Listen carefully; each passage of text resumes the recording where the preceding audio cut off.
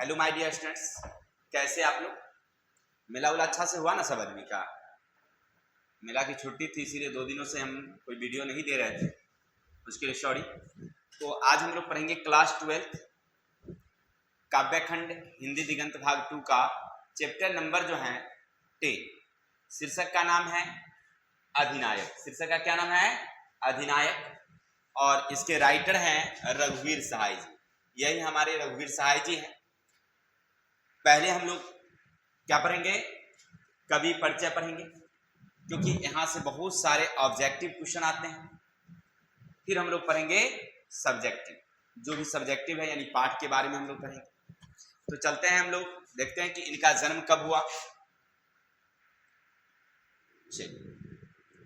देखिए शीर्षक का क्या नाम है मेरे भाई? तो पहला याद रखिएगा अधिनायक। शीर्षक का क्या नाम है? अधिनायक। और ये पोएट कौन है? तो पोएट याद रखेंगे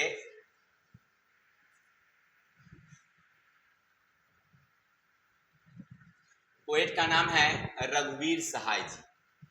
इनका जन्म कब हुआ? तो 9 दिसंबर 1929। याद रखेंगे इनका जन्म कब हुआ? तो 9 दिसंबर 1929 को। निधन कब हुआ? तो 30 दिसंबर 1990 को। निधन कब हुआ है? तो 30 दिसंबर 1990 को। जन्म स्थान तो उत्तर प्रदेश में एक जगह है लखनऊ। लखनऊ में ही इनका जन्म हुआ था। ठीक है, राज्य का नाम उत्तर प्रदेश और शहर का नाम लखनऊ, वहीं इनका जन्म हुआ था। कब? तो 9 दिसंबर 1929 को। कोई दिक्कत? अब आगे चलो। पिता हरदेव सहाय। इनके पिता का क्या नाम था? हरदेव सहाय। और वे पेशे से क्या थे? शिक्षक थे। अब आपसे कभी कभी पूछता है कि रघुवीर सहाय के पिता पेशे से क्या थे, तो याद रखिएगा वे पेशे से शिक्षक थे। आगे हैं, इनकी शिक्षा कहाँ तक हुई थी, कहाँ तक ये पढ़े लिखे हैं? तो एमए किए थे। किस भाषा में? तो अंग्रेजी में। कहाँ से किए थे? तो लखनऊ विश्वविद्यालय, लखनऊ से। लखनऊ में एक विश्वविद्यालय है जिनका नाम ही लखनऊ विश्वविद्यालय है, तो वहीं से उन्होंने अंग्रेजी भाषा में एमए किए थे। यहाँ तो कोई दिक्कत? इनकी शिक्षा एमए तक है। इनको विशेष अभिरुचि माने कौन कौन काम करने में इनको मन लगता था, तो याद रखिएगा संगीत सुनना और फिल्में देखना इनको बहुत अच्छा लगता था। संगीत सुनना और फिल्म देखना इन्हें बहुत अच्छा लगता था। इन कामों में इन्हें बहुत रुचि थी। अब इनकी गतिविधियां मानी कौन कौन काम किए? अपनी और समकालीन कविता के वाचन के लिए कौमुदी नामक कविता केंद्र का स्थापन और संचालन। यानी कहने का अर्थ है कि उन्होंने कौमुदी नामक एक कविता संचालन का केंद्र खोला, यानी वहां पर कविता लिखना, कविता सुनना और सुनाना ये काम होते थे। ये वहां पर किए थे। कहाँ? तो लखनऊ में ही कौमुदी नामक जो है केंद्र खोले, और जहां पर कविताओं छात्रों से सुनते सुनाते और लिखने का काम होता था। इनको सम्मान कौन सा मिला है? तो याद रखिएगा साहित्य अकादमी पुरस्कार। इनको कौन सा सम्मान मिला है? साहित्य अकादमी पुरस्कार। रघुवीर सहाय, तो सहाय जी को मिला है साहित्य अकादमी। याद रखिएगा सहाय जी को क्या मिला है? साहित्य अकादमी। किसके लिए? तो लोग भूल गए हैं। इनकी एक रचना थी लोग भूल गए हैं, इन्हीं के लिए इन्हें एक पुरस्कार मिला है और उनका नाम है साहित्य अकादमी पुरस्कार। इसके अलावा इन्होंने कौन कौन सी वृत्ति की है? तो याद रखिएगा इनकी वृत्ति है पत्रकारिता। नवजीवन लखनऊ से उन्होंने आरंभ किया था। फिर समाचार विभाग आकाशवाणी नई दिल्ली से, नव भारत टाइम्स नई दिल्ली में विशेष, यानी उन्होंने कई काम किए। पत्रकारिता का काम, पत्र लेखन का काम। इसके अलावा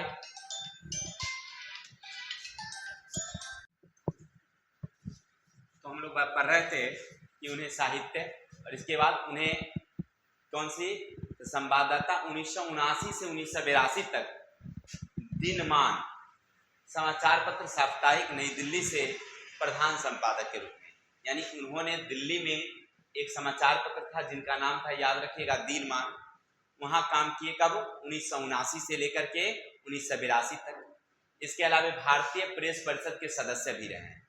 मतलब उन्होंने कई काम किए। ठीक है, पत्रकारिता से ही जुड़ी हुई काम किए, ऐसा नहीं कि कुछ बाहर से काम किए, लिखने और पत्रकार जैसे काम ही किए थे। चलते हैं, इनकी कुछ कृतियां हैं। कविता दूसरा सप्तक में एक कवि के रूप में शामिल। सबसे पहले उन्होंने एक कविता जिसका नाम था दूसरा सप्तक में कवि के रूप में शामिल हुए। इसके बाद सीढ़ियों पर धूप में, आत्महत्या के विरुद्ध, हंसो हंसो जल्दी हंसो, लोग भूल गए, इसी के लिए उनको साहित्य मिला था, याद होगा आपको। कुछ पते कुछ चिट्ठियां, ये इनकी कुछ कविता, ठीक है। इसके अलावा उनकी कुछ कहानियां भी हैं, जैसे सीढ़ियों पर धूप में, रास्ता इधर से ही है, जो आदमी हम बना रहे हैं, ये इनकी क्या है, कहानी। अब चलते हैं, उनकी कुछ निबंध भी हैं, तो थोड़ा सा निबंध देख लेते हैं उन्होंने क्या क्या निबंध लिखा है। तो निबंध है सीढ़ियों पर धूप में, कहानी में भी वही है और निबंध में भी वही है। दिल्ली मेरा प्रदेश लिखने के कारण, उबी हुई सुखी वे और नहीं होंगे, जो मारे जाएंगे। ये सब तो कुछ ज्यादा नहीं पूछता है, ऐसे आपसे पूछेगा दिनमान के बारे में कि दिल्ली में किस पत्रिका का संपादन करते थे, तो दिनमान। इसके अलावा उनका एक सबसे बड़ी चीज है, वो पूछता है कि वे लोग भूल गए, इन पर जो है उनको सम्मान मिला था, तो ये पूछता है कि किन की रचना है, तो रघुवीर सहाय, ठीक है। चलिए, तो आशा करते हैं आपको इतनी बातें समझ में आई होगी। कौन कौन कि उनका जन्म कब हुआ, उनकी मृत्यु कब हुई और इनके पिता का क्या। इसके अलावा कुछ इनकी कृतियां और किस भाषा में उन्होंने किया था, तो एमए जो है अंग्रेजी भाषा में उन्होंने किया था। चलते हैं आगे, देखते हैं हम लोग।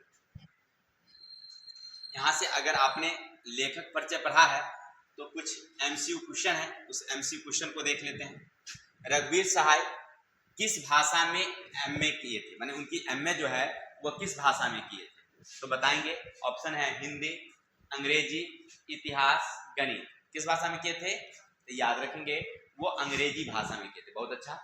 आगे, रघुवीर सहाय का जन्म कब हुआ, 30 दिसंबर 1990, 9 दिसंबर 1929, 15 दिसंबर 1929, 9 दिसंबर 1920।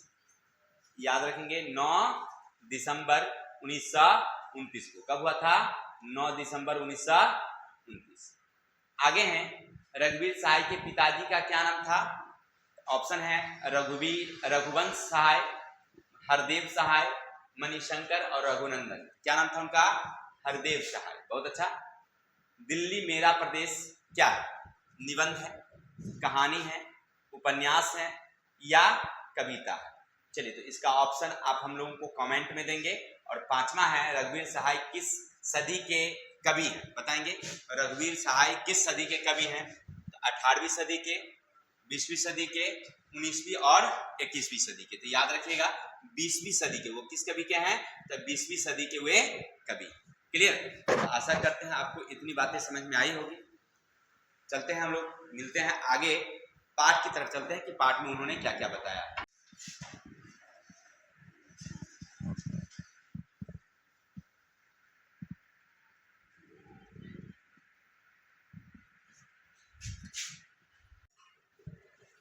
हेलो माय डियर स्टूडेंट्स, कैसे हैं आप लोग, आशा करते हैं अच्छे होंगे। तो अभी तक आप पढ़ रहे थे अधिनायक चैप्टर के जो हमारे लेखक हैं रघुवीर सहाय जी, उनकी जीवनी के बारे में।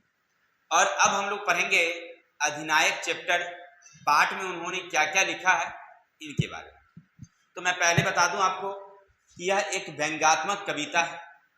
हमारी भारतीय जो नेता हैं, प्रतिनिधि लोग, उन पर अप्रत्यक्ष रूप से उन्होंने व्यंग किया। किसके माध्यम से, तो सुनिएगा। जो हम लोग पढ़ते हैं जन गण मन अधिनायक जय है, जो हमारी राष्ट्रीय गीत है, राष्ट्रीय गीत एक राष्ट्रीय गान होता है। राष्ट्रीय गान है सुजलाम सुफलाम मलयज शीतलाम, लेकिन ये क्या हमारा राष्ट्रीय गीत है। और इसी राष्ट्रीय गीत के माध्यम से उन्होंने हमारी भारतीय नेताओं पर व्यंग किया है। क्या कहते हैं, सुनिएगा, बहुत अच्छा समझ में आएगा आपको। कहते हैं, राष्ट्र गीत में भला कौन वह, भारत भाग्य विधाता है, फटा सूथना पहने जिसका, गुण हर्चना गाता है। क्या कहते हैं, सुनिएगा। कहते हैं, राष्ट्र गीत में भला कौन वह, भारत भाग्य विधाता है, फटा सूथना पहने जिसका, गुण हर्चना गाता है। हर्चना कौन है, तो एक आम जनता का प्रतिनिधित्व करता है, एक लड़का है। जो राष्ट्रीय पर्व, चाहे वो 26 जनवरी हो या 15 अगस्त, जो भी है, राष्ट्रीय पर्व के दिन फटा सुथरा कपड़ा पहने हुए है और फटा सुथरा कपड़ा पहन के राष्ट्रीय गीत गा रहा है। क्या गा रहा है? जन गण मन अधिनायक जय है। तो कहते हैं कि इसमें जो राष्ट्रीय गीत है जन गण मन अधिनायक जय है, तो अधिनायक कौन है? पूछ रहे हैं हमारे राइटर रघुवीर सहाय जी कि इस कविता में जो अधिनायक है वो कौन है, किसको अधिनायक कहा गया है। जब हम राष्ट्रीय गीत गाते हैं ना, तो राष्ट्रीय गीत गाते हैं, उनमें अधिनायक किसको कहा गया है, ये पूछ रहे हैं हमसे। कौन? रघुवीर सहाय जी। तो पहला कवि 4 लाइन का अर्थ सुनिएगा। राष्ट्रीय गीत के समय राष्ट्रीय गीत में गाया जाता है कि जन गण मन अधिनायक जय है, तो कहते हैं कि इसमें ऐसा कौन व्यक्ति है जिसे देश का अधिनायक कहा जाता है, किसकी गुणगान की जा रही है और कौन गा रहा है? तो हरचरना नाम का एक आम जनता है, प्रतिनिधित्व करता है जनता का, जो इस पर्व के दिन फटा सुथरा पहने हुए पढ़ रहे थे। कि हमारे रघुवीर सहाय जी पूछते हैं कि इस कविता में जब हम लोग राष्ट्रगीत गाते हैं तो भाग्य विधाता किसको कहा गया, अधिनायक किसको कहा गया? फिर आगे क्या कहते हैं सुनिएगा। मखमल टमटम बल्लभ तुरही, पगड़ी छत्र चंबर के साथ, तोप छुड़ाकर ढोल बजाकर जय जय कौन कराता है। बहुत देखिए कितना बढ़िया लिखे हैं, सुनिएगा फिर से।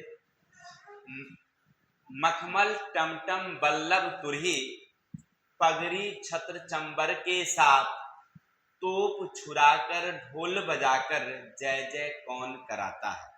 यानी कहते हैं कि मखमल यानी मखमली कपड़ा पहने हुए हैं, टमटम या बल्लभ तुरही यानी कि टमटम पर बैठे हुए। टमटम का मतलब होता है जैसे घोड़ा गाड़ी, जिसको रथ कह सकते हैं हम लोग, तो रथ पर बैठे हुए हैं और उनके बगल में कर्मचारी जो है वो तुरही हिला रहे हैं। तुरही देखे होंगे, नहीं देखे होंगे तो मैं बता दूं, देखे होंगे कोई बड़ा बड़ा राजा उजा महाराज के यहाँ दो तरफ से 2 दासी या कोई 2 आदमी, वो पूरा बाल जैसा झोटा जैसा रहता है और उसको ऐसे ऐसे हिलाते रहता है, देखे होंगे।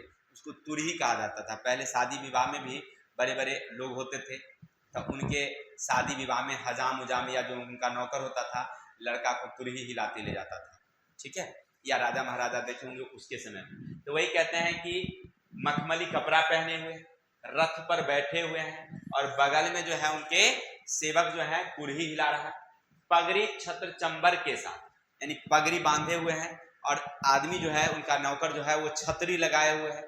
आखिर कौन है जो इस तरह का वेश धारण किए हुए हैं, मखमली कपड़ा,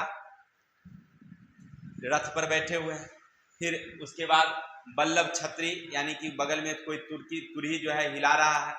इसके अलावे वह पगड़ी बांधे हुए हैं सिर पर, अब बगल में जो है वह उनका जो है नौकर जो है वह एक छतरी लिए हुए आगे आगे चल रहा है कि उनको धूप ना लगे। तो छुड़ाकर ढोल बजाकर, यानी कि गोली बंदूकें चल रही है, दनादन दानादन आवाजें कर रही है और ढोल बजा रहे हैं स्वागत में। और जय जय कौन कराता है, यानी अपनी जयकारा कौन कराते हैं, ये काम कौन कराता है, अभी के समय में सोच लीजिए। यही कह रहे हैं हमारे कौन, रघुवीर साहब, कि ऐसा जो आयोजन है, ऐसा जो व्यवस्था है वो कौन कराता है, तो जो हमारे अधिनायक है, यानी हमारी जो मंत्री हैं, नेता हैं, उस पर उन्होंने व्यंग करते हुए कहा है कि ऐसा कौन कराता है, तो आज के समय के जो नेता है ना वो करते हैं, ठीक है। अब आगे क्या कहते हैं सुनिएगा। पूरब पश्चिम से आते हैं नंगे बूचे नरकंकाल, सिंहासन पर बैठा उसके तमगे कौन लगाता है। क्लियर, फिर समझिए। पूरब पश्चिम से आते हैं, अब दूसरे पंक्ति का क्या अर्थ कहते हैं कि जब नेता लोग आते हैं तो उनकी बातों भाषण को सुनने के लिए चारों दिशाओं से आम गरीब जनता लोग आते हैं। तो यहाँ पर कहते हैं देखिए, पूरब पश्चिम से आते हैं नंगे बूचे नर कंकाल, यानी कि जो नर कंकाल है, जो नर है आदमी है, वह उसका पूरा बॉडी कैसा दिखाई पड़ता है, कंकाल जैसा, यानी आम जनता को नर कंकाल कहा गया है। वो चारों दिशाओं से उनकी बातों को सुनने के लिए आते हैं। सिंहासन पर बैठा सिंहासन पर जो बैठे हुए हैं उनके तमगे कौन लगाता है और उनकी जयकारा कौन लगाता है? तो हम आम जनता उनकी जयकारा लगाते हैं। तो नेताजी फिर बैंक किया गया है। तो ऐसा कौन दृश्य चल रहा है? तो जब नेताजी भाषण देने के लिए आते हैं तो उनकी जयकारा हम लोग लगाते हैं, उनकी जयकारा हम लोग लगाते हैं। और आम जनता को नरकंकाल कहा गया है और उस सिंहासन पर जाकर के बैठ जाते हैं। अर्थात हमारे रघुवीर सहाय जी भारतीय जो प्रतिनिधि हैं, नेता लोग हैं, उस पर अप्रत्यक्ष रूप से उन्होंने व्यंग किया है कि इस तरह का काम कौन करता है? नेता ही करता है। अब आगे कौन कहते हैं सुनिएगा। कौन कौन वह जन जन मन अधिनायक वह महाबली, डरा हुआ मन बेमन जिसका बाजा रोज बजाता है। सुनिएगा, कौन कौन है वह जन गण मन अधिनायक, माने वह कौन कौन से लोग जो अधिनायक बन बैठे हैं देश का, जिनमें गान किया जाता है, उनकी जयकारा की जाती है। वह महाबली डरा हुआ बन मेमन, माने कहते हैं कि लोग जो है मजबूरी में उनसे डर कर और क्या करते हैं? उनकी जयकारा लगाते हैं। महाबली की क्या लगाते हैं? जयकारा। अर्थात उन नेता को क्या बताया गया है? महाबली। आम जनता को डरा हुआ सहमा हुआ कहा गया है कि वह क्या है? डरे हुए हैं। बेमन जिसका मन नहीं होता है अब फिर भी मजबूरी बस जयकारा लगा रहे हैं, मजबूरी बस उनकी भाषण को सुन रहे हैं।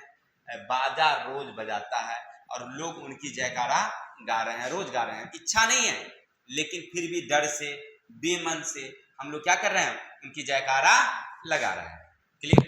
तो अर्थात रघुवीर सहाय जी यहाँ पर हमारे जो प्रतिनिधि हैं उन पर व्यंग करते हुए ये सब लिखे हैं। तो आशा करते हैं आपको पूरी कविता समझ में आई होगी।